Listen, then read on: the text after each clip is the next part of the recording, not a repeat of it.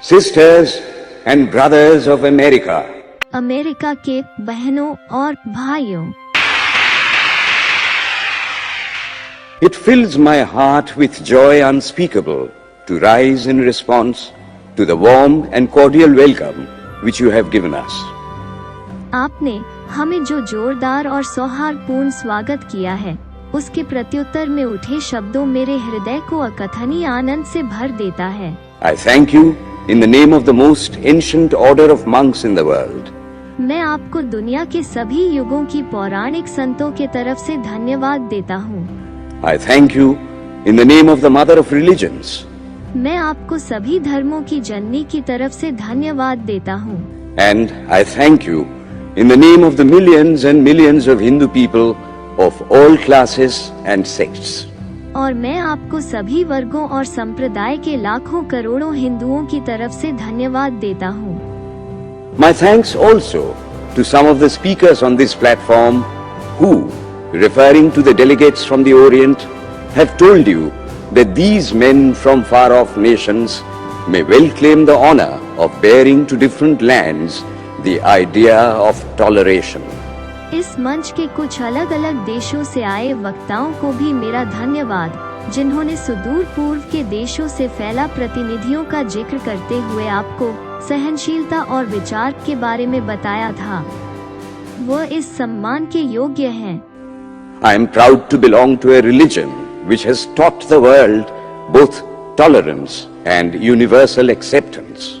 मुझे गर्व है कि मैं एक ऐसे धर्म से संबंधित हूँ जिसने दुनिया को सहनशीलता और सार्वभौमिक स्वीकृति दोनों सिखाई है।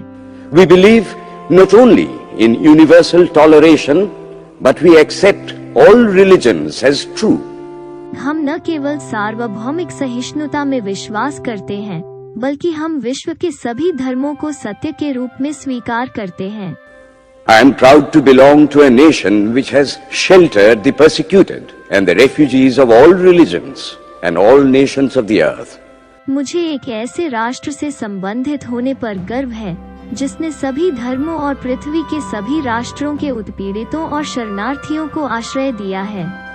I am proud to tell you that we have gathered in our bosom the purest remnant of the Israelites who came to southern India and took refuge with us in the very year in which their holy temple was shattered to pieces by Roman tyranny.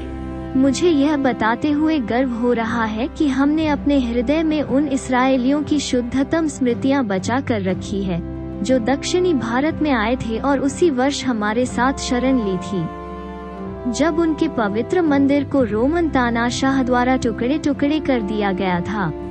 I am proud to belong to the religion which has sheltered and is still fostering the remnant of the grand Zoroastrian nation. मुझे इस बात का गर्व है कि मैं एक ऐसे धर्म से संबंधित हूँ जिसने महान पारसी राष्ट्र के अवशेषों को शरण दी है और अभी भी उन्हें बढ़ावा दे रहा है। I will quote to you, brethren, a few lines from a hymn which I remember to have repeated from my earliest boyhood, which is every day repeated by millions of human beings. मैं आप भाइयों को एक मन से कुछ पंक्तियाँ उद्धृत करूँगा जो मुझे याद है कि मैंने अपने शुरुआती बचपन से दोहराई थी, जिसे हर रोज लाखों मनुष्यों द्वारा दोहराया जाता है।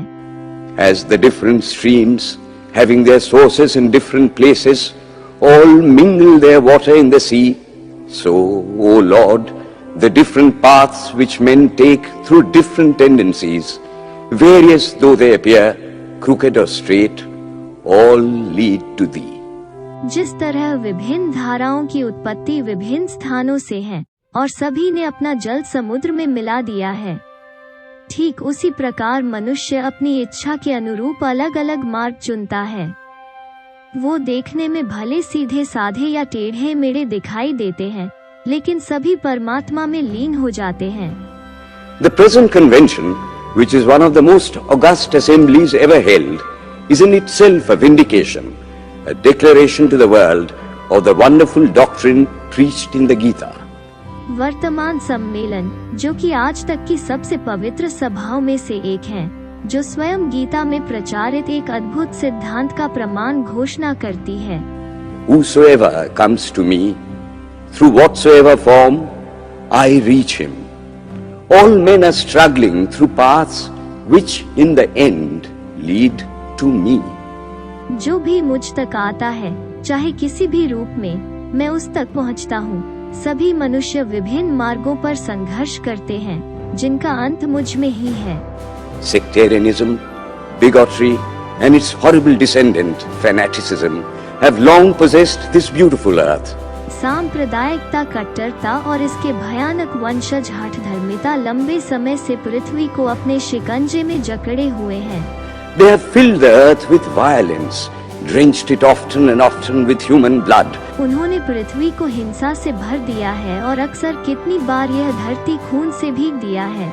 Destroyed civilization and sent whole nations to despair. Had it not been for these horrible demons, human society would be far more advanced than it is now. इतनी ही सभ्यताओं का विनाश हुआ है और कितने देश नष्ट हुए हैं। अगर यह भयानक राक्षस नहीं होते तो आज मानव समाज कहीं ज्यादा उन्नत होता।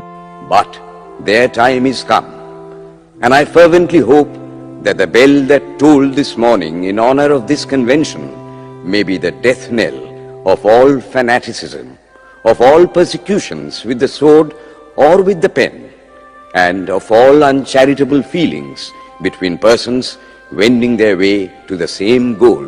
लेकिन उनका समय आ गया है और मुझे पूरी उम्मीद है कि आज सुबह इस सम्मेलन के सम्मान में जो विधेयक एक ही लक्ष्य के लिए पेश किया गया है, वो तलवार या कलम के साथ सभी उत्पीड़न की, सभी कट्टरता की मौत की घंटी हो सकता है और लोगों के बीच धर्मार्थ भावनाओं, बीच ईदुर भावनाओं का विनाश करेगा।